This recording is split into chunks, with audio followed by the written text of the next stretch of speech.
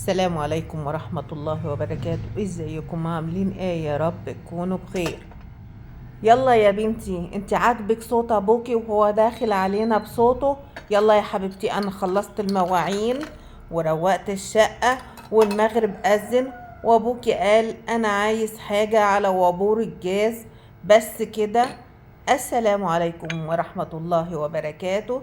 ازيكم؟ عاملين ايه؟ يا رب تكونوا بخير. جوزك جاي من الغيط ومتعصب وبيشتغل. انت كده اول ما يدخل تعالى استهدى بالله استهدى بالله وتحضري له لقمته وتعملي له قهوته. تعملي القهوة وتستخدمي بقى بن. انا هنا بستخدم بن المربوعة. يعني انا هو بيطحنه حب قدامي. واعملي له كوباية قهوة تظبط الدماغ كده وتهديه. هنا بقى حطيت السكر على المية الاول وتقلبي السكر كويس لحد ما يدوب خالص، وبعدين تحطي البن وتقلبي وتحطي بقى القهوة، كنكة القهوة على السفرتاية. السفرتاية دي يعني القهوة المظبوطة. السفرتاية هي اللي بتعمل القهوة المظبوطة، قهوة كده تعمر الدماغ زي ما بيقولوا. اهم حاجة تكوني قلبتي القهوة كويس.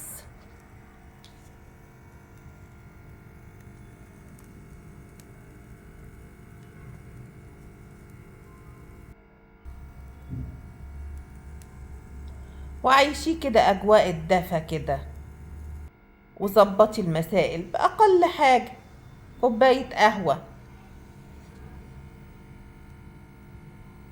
مش شرط القهوة المظبوطة الحلوة اللي هي تطلع وش. ده الوش ده كارثة يا جماعة الخير. ده الوش ده بيحطوا يا اما بيكنج باودر او حاجة كده تعمل وش. ده مش حاجة صحية خالص، ما يغركوش. وبعدين بقى تطفي السفرتاية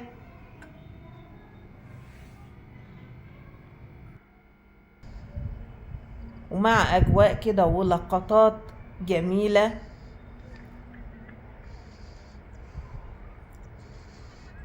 الجو كان جميل جميل. وبعدين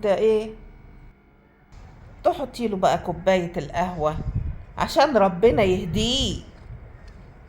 امال هو هيهديهولك ازاي من غير كوباية القهوة؟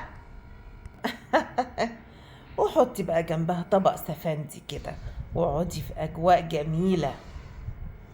اقل حاجة هتسكتوا صدقين. اسمعي كلماتي.